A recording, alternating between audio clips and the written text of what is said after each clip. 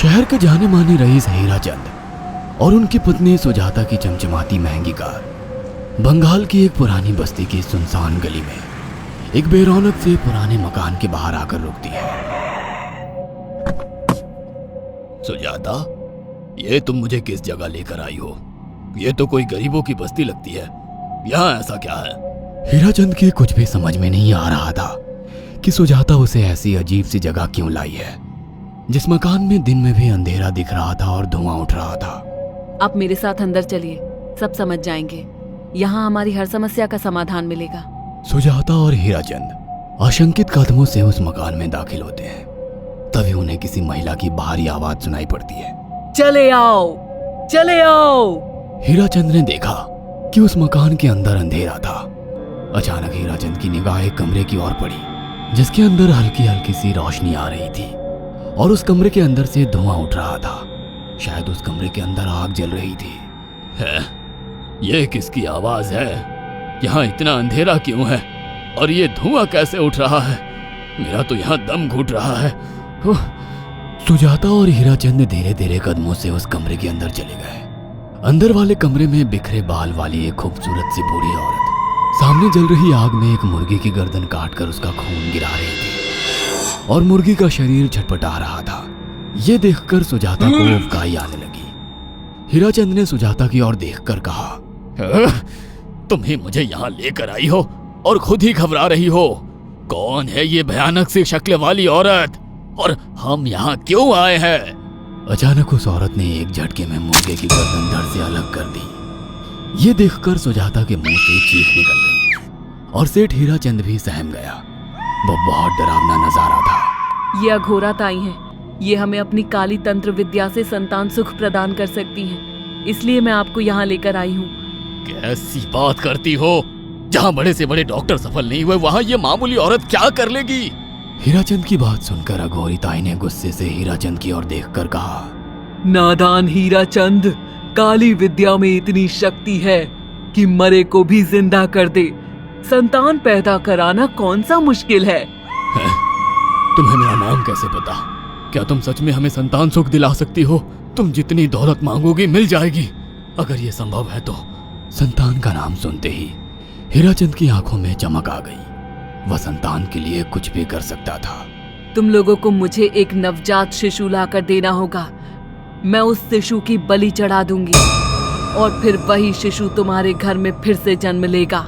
नवजात शिशु की बलि का नाम सुनते ही सुजाता और हरिचंद डर के मारे सिहर गए, पर उनकी आंखों में उनकी संतान का सपना ज्यादा बड़ा था। वो सब करने को तैयार थे। अघोरा ताई, आप जैसा कहेंगे हम वैसा करेंगे। बस हमें संतान सुख दिला दो। बिना वारिस के हमारी दौलत किस काम की? संतान सुख के लिए अंधे हो चुके सुजाता और हरिचंद अपनी नौकरानी शीला से एक नवजात बच्ची चोरी करवा के अघोरी ताई को दे देते हैं।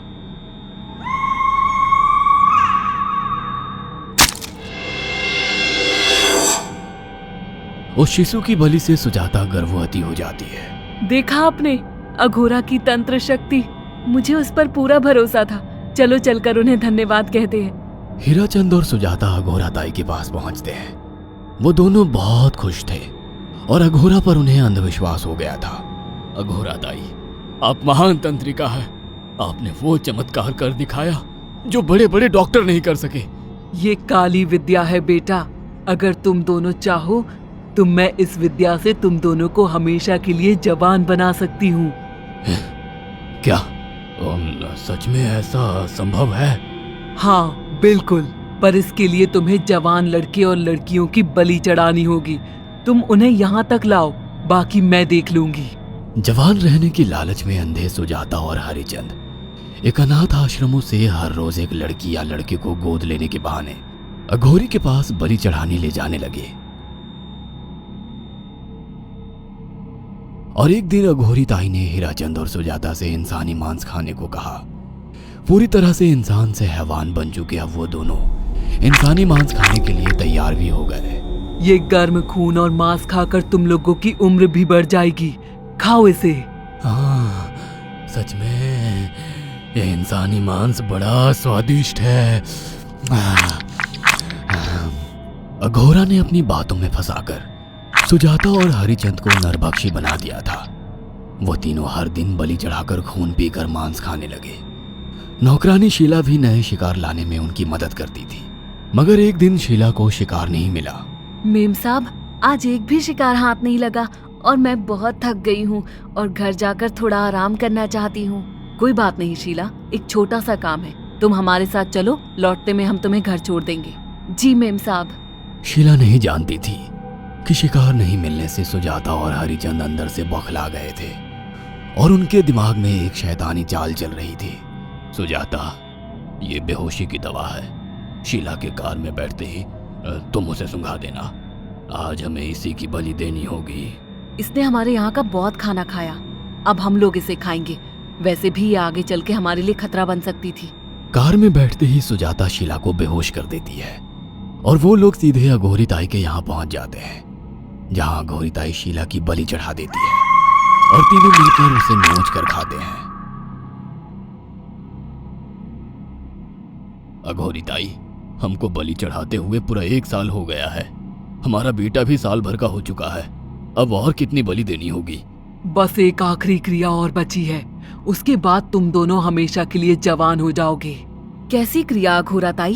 3 दिन बाद सूर्य ग्रहण है, हमें पास के घने जंगल में एक विशेष क्रिया करनी होगी। उसके बाद तुम लोग कभी बूढ़े नहीं होगे। कितना अच्छा होगा, हम हमेशा जवान रहेंगे और सालों साल तक अपनी दौलत से ऐश करेंगे। हाँ, सच कहा। अघोरा ताई ने हमारे हर सपने पूरे कर दिए।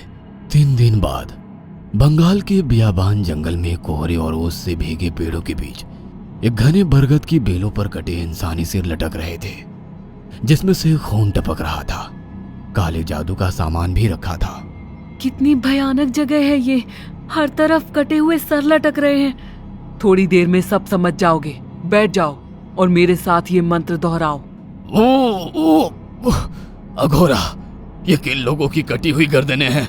आप यहाँ क्या करने वाली हो? हीराचंद की बात सुनकर अघोरा जोर जोर से हंसने लगी और उसने एक शैतानी हंसी हंसते हुए हीराचंद की ओर देखकर कहा, तुम जैसे ही लोगों ने अपनी इच्छाओं को पूरा करने के लिए इन लोगों की बलि चढ़वाई है और फायदा उठाया है। अब तुम दोनों आंखें बंद करके यहाँ बैठ जाओ और मेरे साथ मंत्रों को दोहराते जाओ। अघोरा ने सुजाता और हरिचंद को वशीकरण मंत्र और काले जादू के इस्तेमाल से सम्मोहित कर दिया और देखते ही देखते वो एक भयानक डायन में बदल गई और चीखती हुई बोली, अब मैं तुम दोनों की बलि चढ़ाकर अमर हो जाऊंगी, क्योंकि तुम लोगों ने 100 लोगों की बलि का खून पिया है। देखते ही देखते उस डायन ने फरसे से एक एक करके सुजाता और हरिचंद की गर्दन काटकर जल रही आग में बलि चढ़ा दी और उनका गर्म खून पीने लगी।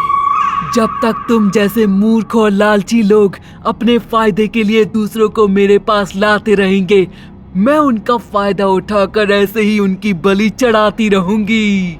दरअसल अघोरा एक डायन थी और अपना स्वार्थ पूरा करने के लिए उसने हीराचंद और सुजाता की लालच का फायदा उठाकर उनकी भी बलि चढ़ा दी। बुरे काम का बुरा ही नतीजा मिलता है। अगर आपको हमारी ये कहानी पसंद आई हो तो इसे लाइक और शेयर करना ना भूलें। साथ ही ऐसी और नई कहानियों के अपडेट्स पाने के लिए हमारे चैनल अक्षु टीवी को जरूर सब्सक्राइब करें।